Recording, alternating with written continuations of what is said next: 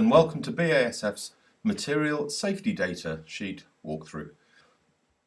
My name's Oliver Madge, and for the next 10 minutes or so we'll just look at the key parts of the Material Safety Data Sheet. The product we've selected today is NeoGold. The advantage you have with the product label is it will tell you the formulation that it has. It will also tell you the active ingredient, and it will tell you the weight for weight percentage, but that's not its level of toxicity. The Material Safety Data Sheet will provide much more information, particularly around areas for cost assessments and environmental assessments. So let's have a look at a Material Safety Data Sheet. Here's the front cover of a safety data sheet for NeoGold wrap packs. And in just a little bit more detail, first off you can see there is a revised date. Obviously key to make sure that you have the latest information at hand. These Material Safety Data Sheets could change over the next few years, so it's important to make sure the latest version is always there. And again, it just confirms the product, which is NeoGold wrap pack. It also has a print date, and of course this could be one of these where the revised date and the print date may be slightly different, but again, always best to make sure you have the latest version, and that will be on BASF's website.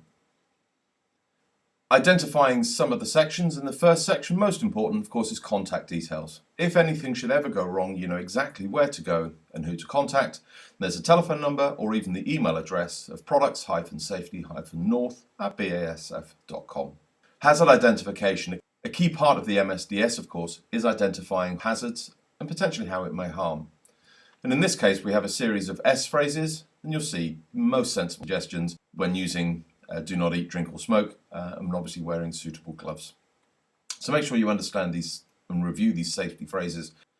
First aid of course is a key part of where if anything goes wrong we need to find exactly the information, and of course the idea being is that it doesn't go wrong, but if it is inhaled, contact with skin, contact with the eyes or ingestion, then of course we've got some information that's provided there. The key side out of this of course is show the container, the label or the safety data sheet to any medical advice that may start to come through. Accidental release, again operationally we look to avoid these situations from occurring, but if it does, avoid dust formulation, use personal protective clothing. Doesn't tell you what at this stage, that goes into it a bit later on, but avoid contact with skin, eyes, and again obvious information that you have. Environmental precautions are key. Predominantly we're talking about watercourses, and you also then have the agencies in your particular part of the UK that you would need to get to, and if spillage should occur then obviously how to clean it up, how to dispose of it, and we'll look at waste in a second as well. Moving on, handling and storage, again a lot of it common sense, but you do have the precautions that start to come in, so where you'd store it, make sure it's inaccessible by children, non-target species, etc. Personal protective equipment, and here's where it is listed, and we do have an EN number. The key side of course is creating a barrier between you and the product, making sure the dermal absorption doesn't occur. Toxicological, the key part of products is understanding their toxicity or how strong they are. The LD50 is a gauge, it's a benchmark, and as you can see here we have a product that sits at 36,000 milligrams per kilogram, but that's a key part, firstly in terms of the risk hierarchy for control options, but of course also then in terms of the environmental assessment as well. Finally, waste. It's an area that's currently under review.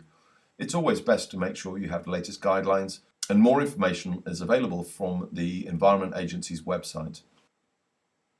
So as a very quick walkthrough, that's the Material Safety Data Sheets. Lots of key information that you'll need. You'll notice that we've highlighted that there are 13 pages. Not necessary to print all of those 13 pages, but do review all of those 13 pages. Certainly keep the documents electronically, so if you ever did need them, then they are to hand. And there we go, there is a walkthrough of the Material Safety Data Sheet for NeoGold wrap packs. And if you'd like some more information, please click on the link and it'll take you through to the BASF website. Thanks very much.